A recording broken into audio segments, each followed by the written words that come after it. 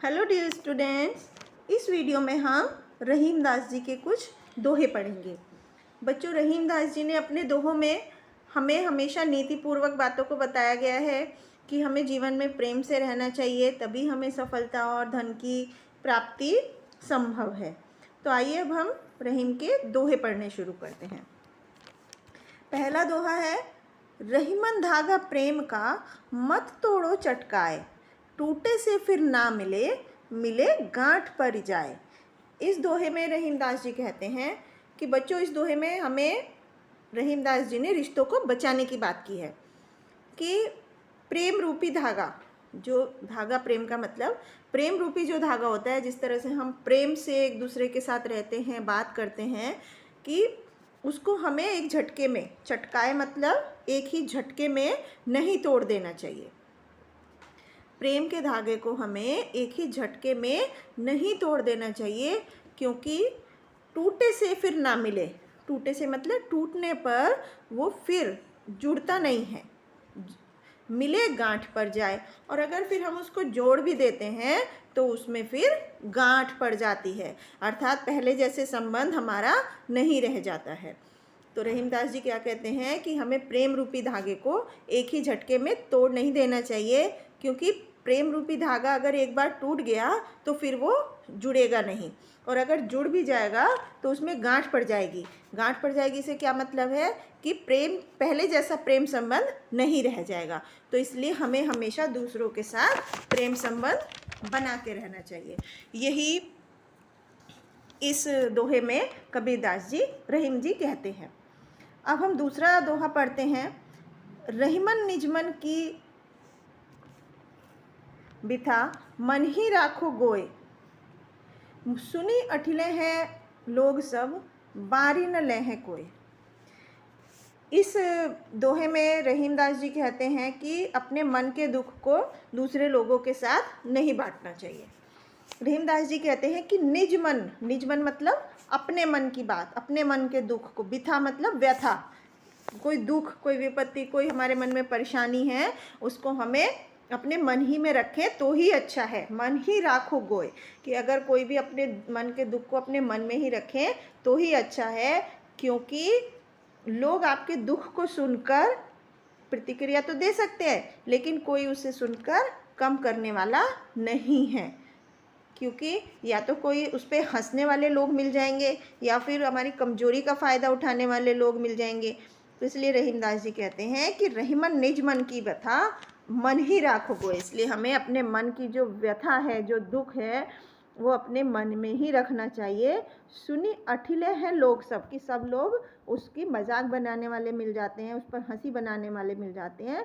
बारी न ले है कोई, कि कोई भी ऐसा नहीं मिलता जो हमारे दुख को बांट सके, हमारे दुख को कम कर सके। इसलिए हमें हमेशा अपने मन की परेशानी अपने मन में ही रखनी चाहिए। अब हम अगला दोहा पढ़ते हैं। दीर्घ दोहा अर्थ के आखर थोड़े आही, ज्यो रहीम नट कुंडली सिमटी कूदी चढ़ जाही। तो इस दोहे में रहीम जी कहते हैं कि दोहा जो होता है वो छंद जैसा होता है। दोहा छंद ऐसा होता है कि जिसमें अक्षर तो थोड़े होते हैं, आखर मतलब अक्षर, थोड़े मतलब कम, थोड़े, कि अक्षर तो कम होते हैं, लेकिन जिस प्रकार से कोई, लेकिन उसमें क्या होता है, बहुत ही दीर्घ अर्थ छुपा होता है। दीर्घ मतलब बड़ा, गहरा अर्थ मतलब उसका मीनिंग, कि जिस तरह से दोहे में थोड़े अक्षर होते हैं लेकिन उसमें बहुत गहरा अर्थ छुपा होता है, इसी तरह से वो किस तरह होता है, यहाँ पर रहीमदास जी एक उदाहरण देते हैं कि जो रहीम नट कुंडली सिमिटी कूदी चढ़ी जाए। कि जिस तरह से जो नट होते हैं, नट मतलब जो कुशल बाजीगर होते हैं, तो वो अपने शरीर को क्या करते हैं, सिकोड़ लेते हैं, और एक जो छोटे मुंह वाली कुंडली होती है उसके बीच में से एकदम आराम से कुशलतापूर्वक निकल जाते हैं।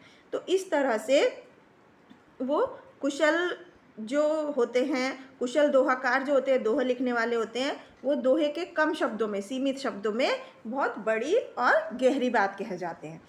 तो इस तरह से कबीर यहाँ पर रहीम जी कहते हैं कि जो असली दोहाकार होते हैं, दोहा ऐसा छंद होता है कि जिसमें थोड़ी सी बातों में ही एक गहरा अर्थ लिख देते हैं जो दोहाकार होते हैं। अब हम अगला दोहा पढ़ते हैं। धनी रहीम जल पंख को, लघु जिए पियत अघाए, उदीद बड़ाई कौन है, जगत पियास हो जाए। तो इस दोहे में रहीम दास जी कहते हैं कि धनी रहीम जल पंख को, कि वो धनी मतलब धन्य है, महान है। कि रहीम दास जी कहते हैं पंख, जल पंख को मतलब वो कीचड़ का पानी, वो नदी नाले का पानी धन्य है, चाहे वो थोड़ा सा भी है लेकिन वो धन्य है। क्यों धन्य है? क्योंकि उस जल को पी करके बहुत सारे जो जीव जंतु होते हैं वो अपनी प्यास बुझा लेते हैं, अपने आप को तृप्त कर लेते हैं। उदीद बढ़ाई कौन है, जगत प्यास हो जाए।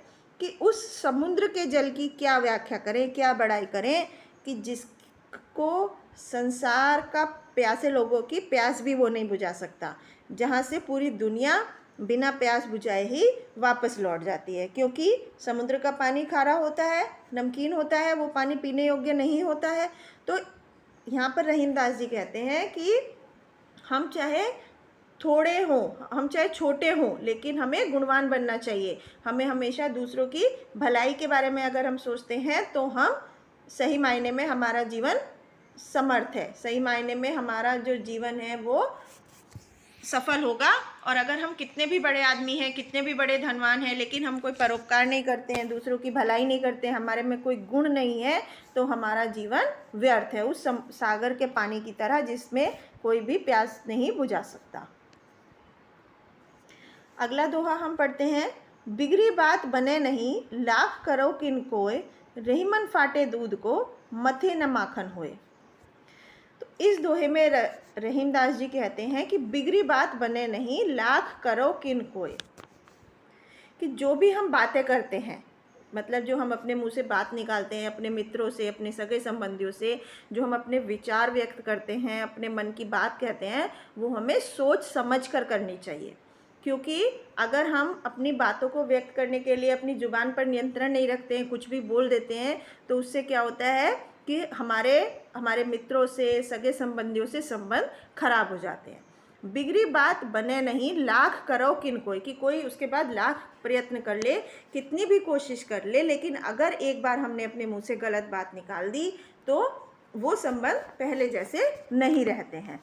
यहाँ पर एक रहीम दास जी एक उदाहरण देते हैं कि जिस तरह से रहीमन फाटे दूध को, कि जिस तरह से फटे हुए दूध को अगर हम बार बार मथते रहें तो उसमें से मक्खन नहीं निकल सकता, उसी तरह से अगर हम बिगड़े हुए संबंधों को, एक बार हमने किसी से संबंध खराब कर लिए, अपनी बात हमने गलत बोल दी, तो अब हमारे संबंध खराब हो गए, तो उसको हम लाख कोशिश कर ले, लेकिन फिर भी हमारी दोस्ती पहले जैसी नहीं हो सकती, हमारे संबंध पहले जैसे नहीं हो सकते। अब हम अगला दोहा पढ़ते हैं। रहीमन देख बड़ीन को, लघु न दीजिए डार, जहाँ काम आवे सुई, कहा करे तरीवार। तो इस दोहे में रहीम दास जी कहते हैं कि रहीमन देख बड़ेन को, कि हमें बड़ेन को मतलब बड़े लोगों को देखकर, बड़ी चीज़ को देखकर छोटी वस्तु को हमें फेंक नहीं देना चाहिए।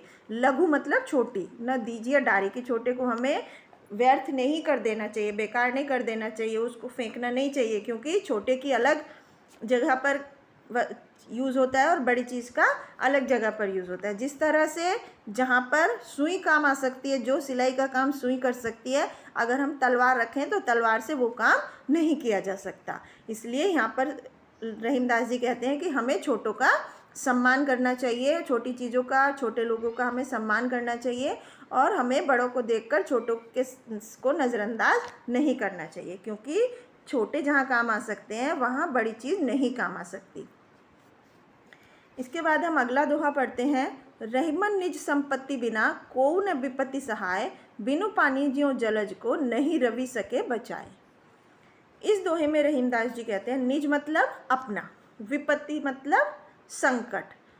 रहीमन निज संपत्ति बिना, कि हमारा जो संकट या दुख है, को न विपत्ति सहाय, कि हमारे संकट के समय में, दुख के समय में कोई दूसरा हमारी मदद नहीं कर सकता। रहीमन निज संपत्ति बिना, कि अगर हमारे पास अपनी संपत्ति नहीं है, अपना धन नहीं है, जो कुछ हम अपनी कमाई में से संचित करते हैं, इकट्ठा करते हैं, तो मुसीबत के समय हमारा धन ही, हमारा जोड़ा हुआ पैसा ही हमारे काम आता है, क्योंकि विपत्ति के समय कोई और दूसरा हमारी मदद नहीं कर सकता। जितने समय में अगर हम किसी के, मान लीजिए किसी के ऊपर कोई मुसीबत आ जाती है, कोई संकट आ जाता है, तो जब तक वो दूसरों से मदद लेने जाएगा तब तक तो उसका काम ही बिगड़ जाता है। तो इसलिए यहाँ पर रहीमदास जी एक कमल के फूल का उदाहरण लेकर बोलते हैं कि जिस तरह से बिनु पानी ज्यों जलज को, जलज मतलब कमल, कि जिस तरह से बिना पानी के जो कमल का फूल है, कमल का फूल सबको पता है कि तालाब में निकलता है, खिलता है, कि जिस तरह से अगर तालाब का पानी सूख जाए तो कमल का फूल जिंदा नहीं रह सकता, ना ही रवि सके बचाए, उसको सूर्य भी नहीं बचा सकता क्योंकि वो उससे दूर होता है।